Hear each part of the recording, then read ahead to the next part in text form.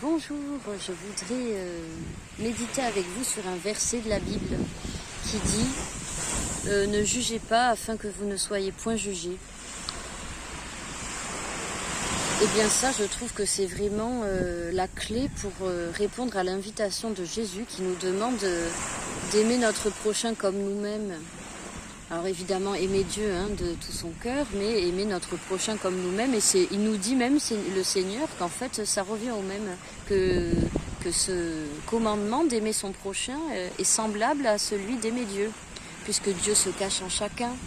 Et même dans le pire d'entre nous, le bon Dieu se cache quand même, puisqu'il veut tous nous sauver. Il n'abandonne personne, même pas le plus grand pécheur de toute la planète. Et d'ailleurs, c'est important ça, qui n'abandonnerait même pas le pire d'entre nous. D'ailleurs, qui est le pire d'entre nous? Est-ce qu'il y a bien quelqu'un qui est pire que quelqu'un? Est-ce qu'il y a bien quelqu'un qui est meilleur que quelqu'un? Je ne suis pas sûre. On est juste tous des êtres profondément blessés. Déjà, on a une blessure commune qui est d'ordre spirituel, que nous avons hérité d'Adam et Ève, c'est la blessure du péché originel, qui nous tire toujours. C'était un peu cette propension à faire le mal, et on le fait des fois malgré nous alors qu'on ne voudrait pas le faire. Je crois que c'est Saint Paul qui dit, mais attends, je fais ce que je ne veux pas. Non, ce qu'il ne faut pas faire, je le fais, et ce qu'il faut faire, je ne le fais pas. Alors qu'en plus, c'est un super apôtre et qu'il aime vraiment Jésus et tout. Et ben d'ailleurs, moi, ça m'arrive aussi, et c'est très très dur, mais ça vient en fait de ce défaut de l'âme, en fait, qui est le péché originel, et c'est une première blessure que nous avons tous. Et les blessures, elles peuvent être de plein d'autres natures. Ça peut être, il y a déjà une blessure spirituelle et pas des moindres quand même. Le péché originel, d'orgueil, allez, je peux faire par moi-même, Dieu, ça sert à rien, par la force de mon poignet ou en faisant de la méditation, du reiki ou que sais-je encore, je vais arriver par moi-même à mon auto-réalisation. Alors voilà, bon, à l'extrême, ça donne ça, mais il y a d'autres blessures aussi. Il y a la blessure qui est d'ordre... punaise, la marée monte. Il va falloir que je fasse vite ma vidéo, sinon je vais me retrouver trempée par les vagues. Bon, allez, ayons confiance. Voilà, il faut avoir confiance en Dieu. Ensuite, bon, il peut y avoir des blessures qui sont d'ordre psychologique, des blessures qui sont d'ordre physique, qui en général provoquent en plus des blessures psychologiques, des traumatismes, une mauvaise éducation. Vous imaginez le nombre de blessures, rien que dans le ventre de notre mère, on ressent toutes les émotions. C'est pour peu que malheureusement il y ait des violences entre les parents, des violences conjugales, des je ne sais quoi, des problèmes dans la famille, des épreuves pour la maman qui est enceinte, enfin. Même, j'ai l'impression que même dès l'instant de notre conception, on peut avoir déjà des blessures, parce que déjà nos parents sont blessés aussi, ils ont leur traumatisme, ils ont leur casserole. Et je crois que c'est facile d'aller juger quelqu'un. Ah, il est méchant, ah, il est désagréable, ah, il est comme ci, il est comme ça, il ment, il est radin avec les sous, elle est jalouse, elle s'habille comme ça, elle fait n'importe quoi avec les hommes. Non mais en fait, toutes ces actions et ces péchés qu'on commet, c'est toujours le résultat d'une blessure. Ce qui est difficile, des fois, pour ceux qui sont non chrétiens, c'est qu'en fait, le chrétien, normalement, mais je me suis mis du sable sur le menton, bon, peu importe, le chrétien défend à la fois la victime et le bourreau, normalement. Parce que si on fait vraiment ce que Jésus nous dit, on ne doit pas juger. Même le pire, entre guillemets, d'entre nous, celui qui commettrait les pires choses, parce que est-ce qu'on connaît tout, nous, du chemin de quelqu'un? Est-ce qu'on connaît ses parents, sa généalogie, quel problème il y a eu dans la famille, quelle éducation il a reçue, quelles blessures physiques, psychologiques, peut-être des blessures spirituelles à cause de tout ce qui est satanisme moderne, là, tirage de cartes et compagnie, là. Parce que ça, attention, on en parlera dans une autre vidéo, c'est pas l'objet.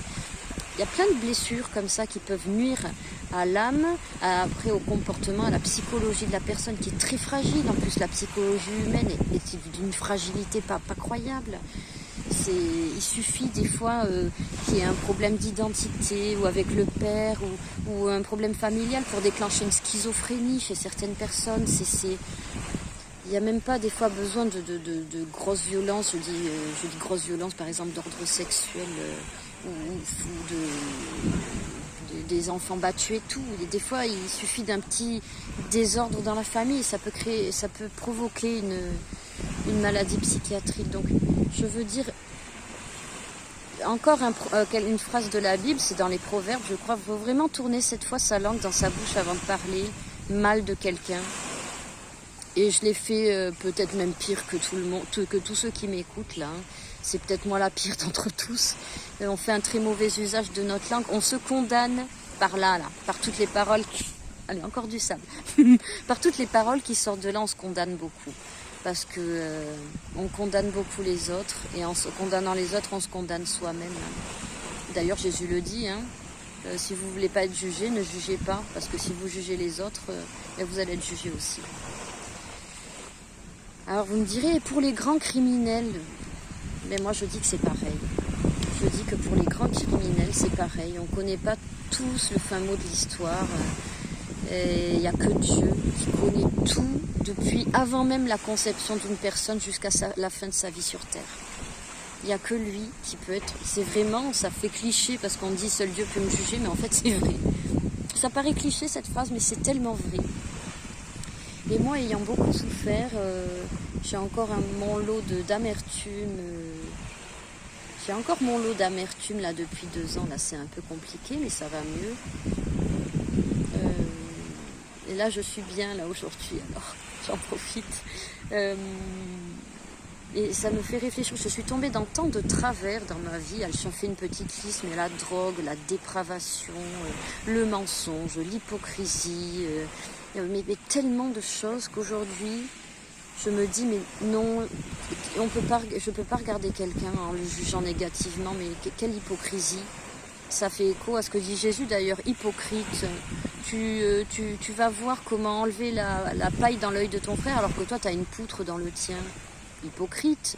Va d'abord enlever la poutre de ton œil et ensuite tu vas voir comment tu enlèves la paille dans l'œil de ton frère. C'est facile. Non mais là, de toute façon, Jésus est Dieu, donc il sait de quoi il parle. C'est la vérité et la sagesse qui sortent de sa bouche. Et oui, toi, tu es plein de défauts et tu vas aller essayer de balayer devant ta porte avant de vouloir, critiquer les autres, c'est ça. Et par contre, j'ai refait une erreur, moi, c'est que j'ai beaucoup jugé des gens, par exemple, qui n'avaient pas le même niveau intellectuel que le mien, j'étais là, mais comment on peut faire ça? Il y avait des comportements avec leurs enfants, je disais, mais c'est pas possible de faire ça. Il ne faut pas mettre du coca dans le biberon. Enfin, de juger beaucoup. Mais je me dis, mais en fait, s'ils ont été éduqués comme ça, c'est une blessure aussi. Moi, je médite maintenant, je me dis, mais enfin, pourquoi tu as jugé ces pauvres gens? Si toute leur vie, ils ont vu ça, mais ils font pareil. Ils se disent que c'est... Ils ne comprennent pas. Et si on leur explique pas, enfin bon, non, mais je veux dire, voilà. Donc, même si j'ai pas vécu ce qu'ils ont vécu, maintenant, je me dis... Je dois faire attention à comment je pense, à ce que je pense des gens et à ce que je dis de eux, parce que c'est pas bien déjà de juger négativement. Moi, j'aime pas qu'on me juge, donc pourquoi je juge les autres déjà? Donc c'est pas bien, c'est un vilain défaut. Et en plus, même si on n'a pas souffert les souffrances des gens, il faut essayer des fois de comprendre qu'est-ce qui a pu blesser la personne dans son façon de faire, dans sa façon d'agir. L'éducation, ce qu'il a toujours vu. Un enfant qui a toujours vu de la violence, après s'il devient violent, il ne faut peut-être pas s'étonner, quoi. Donc je pense qu'on doit être dans cette démarche. Et pour la parentalité, c'est pareil. Moi, je vous dis que si...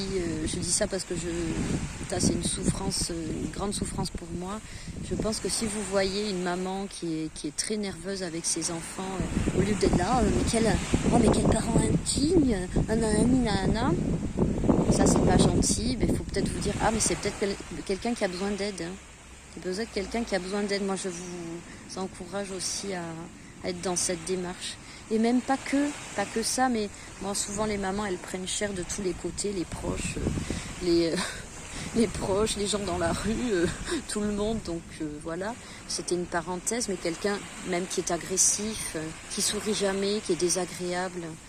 Peut-être qu'au lieu d'être là, mais alors il est chiant celui-là, nana. Mais peut-être c'est quelqu'un qui a besoin de parler, quelqu'un qui se sent seul, quelqu'un qui n'est pas heureux.